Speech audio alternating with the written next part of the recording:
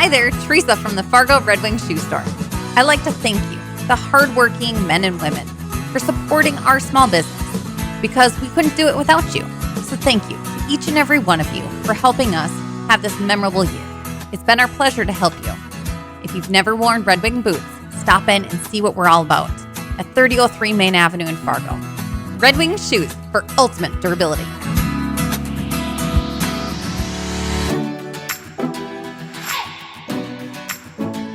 Good morning, everyone. Happy Thursday. It is January 22nd. Lisa, Scott with you. Robert in for Lydia once again this morning. We have, the frigid cold weather is here. It's just going to get worse. We'll get the details on that in just a moment. First, I always like to remind you, we're live on Facebook right around this time every weekday morning. Love it when you join us live, but it stays on your feed throughout the day, so you can watch it whenever it works best for you or listen to it as a podcast. Just go to inforum.com/podcast and look for the Inforum Minute. All right, there are still some road concerns out there this morning. There's still spots with the travel alerts and this and that, but there's not really going to be any new snow adding to that.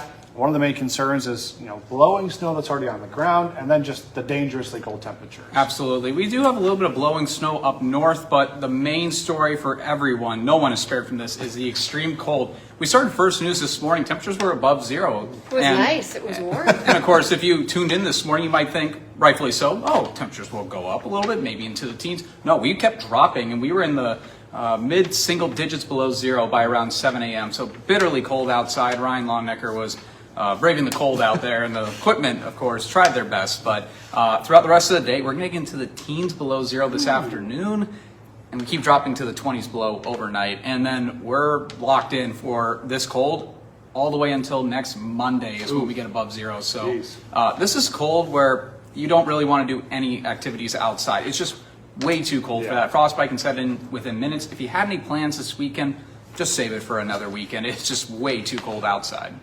Yeah, and it's some of those colds where it's just dangerous to be out there. And dangerous. then when we talk about travel, it's like you just want to be prepared in case. You never know if a tire's going to pop or if some weird issue, fender bender. Exactly. You got to wait. It's just so cold. Yeah, we're not looking at exactly tough travel conditions in terms of any snow or snow systems moving in, but the cold itself presents danger because if your car breaks down for whatever reason and you're stuck out there, you need to be prepared. So have plenty of winter layers in your car, such as snow pants, boots, extra layers of clothing, whatnot. Have jumper cables, perhaps. Just be prepared for the cold. Sure. You never know when you might be in that situation.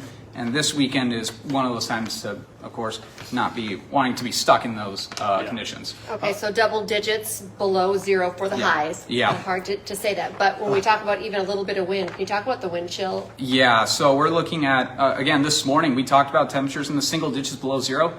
There was a little bit of wind, and we were looking at 30, 40-degree wind chill below zero. And we were knocking on the door of 50 below up in Warroad, Langdon, for example, if you saw that this morning. And we're going to be looking at that extreme cold warning in effect until tomorrow afternoon. I would not be surprised at all. In fact, I would expect them to issue more extreme cold warnings throughout this weekend. Wind chills are just going to be nothing to kid around with. You want to, of course, limit that time outdoors. In fact, just stay inside this weekend. Stay inside if you can, for sure.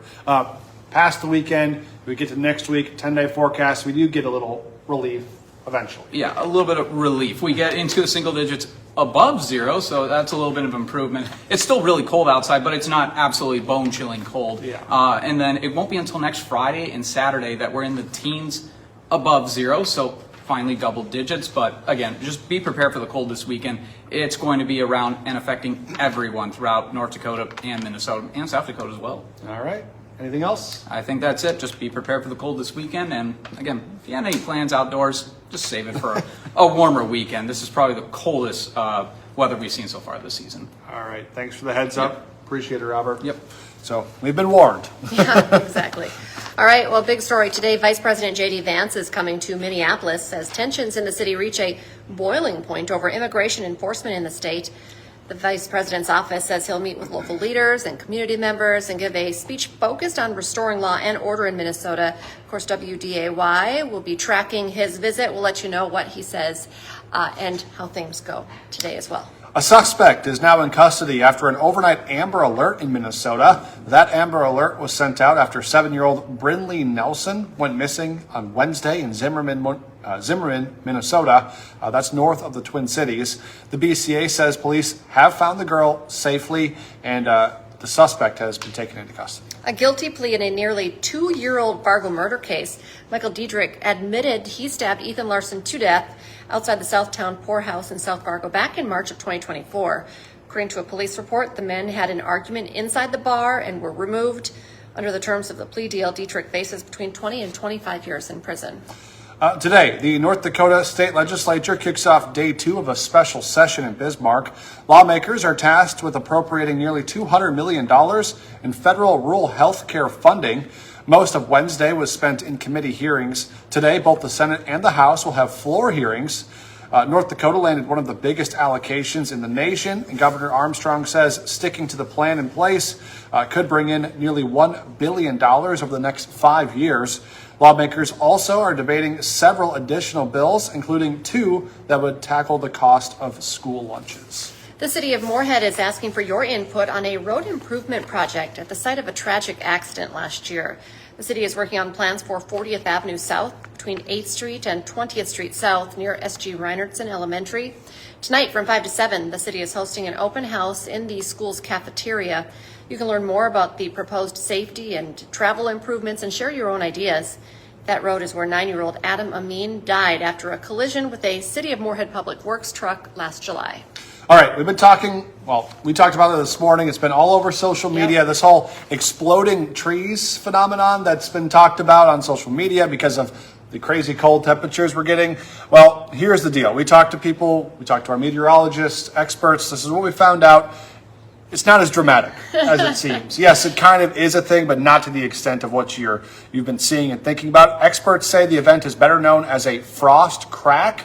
That's when it gets so cold it causes the tree to fracture or split vertically in the tree trunk. It can sound like a gunshot, so if you did hear it, it probably would be alarming, but it's not like the tree is full on exploding like a bomb or a grenade or something. So don't panic about it. You're going to see some hype out there. Just know it can happen as far as what is a loud noise, but it's not going to actually explode on you. We had a lot of fun with that story today. Hot Mike coming up with Dom Izzo this morning. West Fargo native Tyler Roll is back in college football. He joins the show to chat about leaving the Detroit Lions to return to Iowa State. Plus, NDSU Athletic Director Matt Larson will be in studio to discuss everything from FBS plans to how the school is handling paying athletes. Hot Mike is live from 9 to 11 on WDAY Extra. Don't forget, for just 99 cents a month for your first 3 months, get an all-access pass to our website, inforum.com. Just go to inforum.com/subscribe, and you can get that deal. Join us for our next newscast. It's at 11 this morning, and then we have you covered at 4, 5, 6, 9, and 10 tonight. And we're back with First News tomorrow morning from 5 to 7, and we'll let you know just how cold it gets in the morning. Stay warm, everyone.